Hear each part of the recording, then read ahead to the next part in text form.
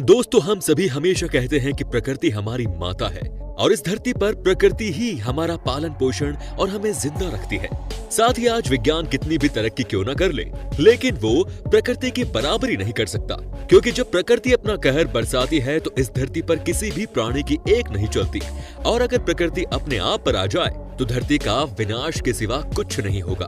तो दोस्तों, हम आज आपसे इतना ही कहेंगे कि इस वीडियो को कमजोर दिल वाले बिल्कुल ना देखें, क्योंकि आज की इस वीडियो में हम आपको प्रकृति के ऐसे कहरों को दिखाने वाले हैं जिसे देखने के बाद आपका दिल भी दहल उठेगा, और ये सब देखने के बाद आप अपना सर भी पकड़ के दीवार पे मार सकते हो। तो चलिए साथियों, हम अपनी वीडियो की तरफ बढ़ते हैं, लेकिन वीडियो को शुरू करने से पहले आप हमारे इस वीडियो को लाइक और चैनल को सब्सक्राइब करना ना भूलें। हवाई लावा। दोस्तों, सबसे पहले हम आपको दिखाते हैं एक ऐसी तस्वीर जिसे देखने के बाद आप खुद ही कहेंगे कि वाकई में आज तक इस तरह की तस्वीर तो हमने कभी नहीं देखी। ये आप खुद ही देखिए, यहाँ का नजारा किसी को भी डरा देगा। यहाँ पर आप देख सकते हैं कि कैसे लावा जो है वो सड़क पर आए जा रहा है। दोस्तों, ये एक तस्वीर है जिसे देखने के बाद कोई भी डर जाए, किसी को भी लगे कि आखिर में ये कैसे हो सकता है। क्या आपने कभी भी इस तरह का नजारा अपनी लाइफ में देखा था? यहाँ पर कैसे जीवंत लावा लगातार सड़क पर आए जा रहा है। यहाँ पर आप देख सकते हैं कि कैसे जहां जहां ये लावा जा रहा है वहां चीजें जलकर राख हो गई हैं। क्या बात है, इसे कहते हैं नेचर का गुस्सा। फ्रेंड्स, आपको ये भी बता दूं कि हवाई में कभी भी ज्वालामुखी कहीं से भी फट जाती है। जी हाँ, यहाँ पर कहते हैं कि किसी भी पल आप मौत के मुंह में जा सकते हैं। कई बार तो लोगों के घर के आसपास में भी ज्वालामुखी फट जाती है, लेकिन एक बात अच्छी है कि जब भी ये लावा जहां भी निकलते हैं कुछ ही देर बाद ये शांत हो जाते हैं और लोगों के ऊपर से खतरा जो है वो टलता है। आप देख सकते हैं कि यहाँ पर कितना खतरा है।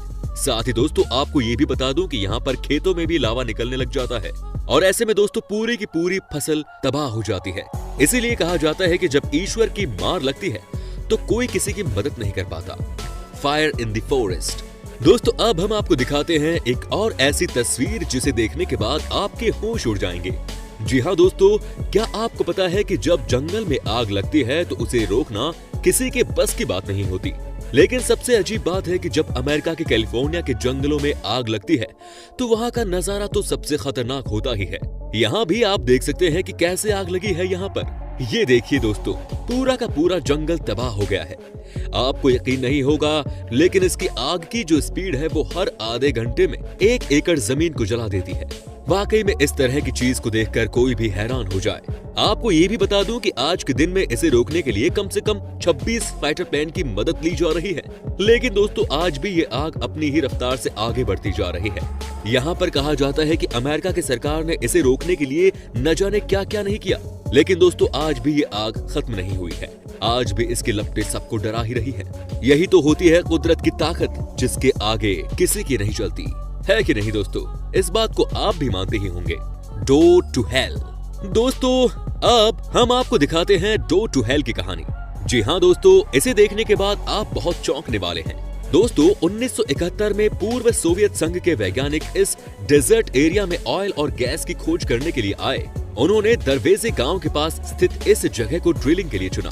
उन्होंने यहाँ सेटअप लगाकर ड्रिलिंग करनी शुरू की, पर ड्रिलिंग शुरू करने के कुछ देर बाद ये जगह ढह गई और यहाँ पर 230 फीट चौड़ा और 35 फीट गहरा क्रेटर बन गया। इस दुर्घटना में कोई जनहानि तो नहीं हुई, पर इस क्रेटर से बहुत ज्यादा मात्रा में मीथेन गैस निकलने लगी। मीथेन गैस एक ग्रीन हाउस गैस है जिसका कि वातावरण और मानव दोनों पर प्रतिकूल असर होता है। इसीलिए इस मीथेन गैस को बाहर निकालने से रोकना जरूरी था। इसके 2 विकल्प थे, या तो इस क्रेटर को बंद किया जाए या फिर इस मीथेन गैस को जला दिया जाए। पहला तरीका बेहद ही खर्चीला और समय लगने वाला था, इसीलिए वैज्ञानिकों ने दूसरा तरीका अपनाया और इस क्रेटर में आग लगा दी। उनका सोचना था कि कुछ दिन में सारी मीथेन गैस जल जाएंगी और आग स्वतः ही बुझ जाएंगी, पर वैज्ञानिकों का यह अंदाजा दोस्तों गलत निकला। तब की लगी आग आज भी जल रही है। इससे आप अंदाजा लगा सकते हैं कि उस जगह मीथेन का कितना विशाल भंडार है, और शायद यही वजह है कि इसे क्यों डोर टू हेल कहा जाता है।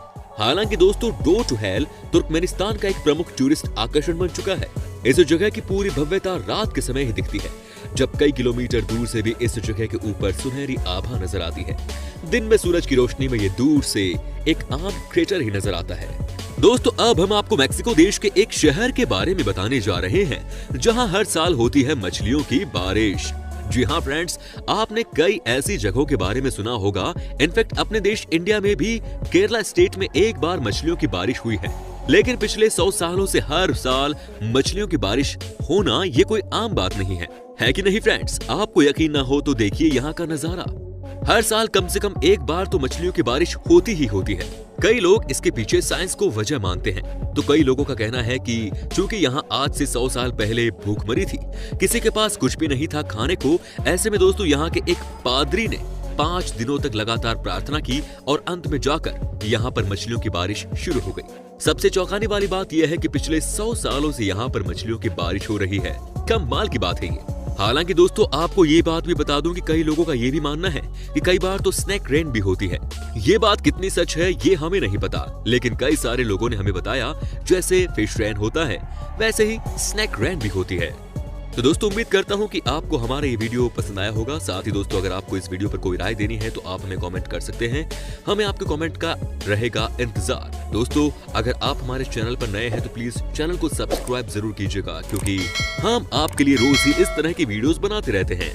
दोस्तों अपना ख्याल रखिए, धन्यवाद।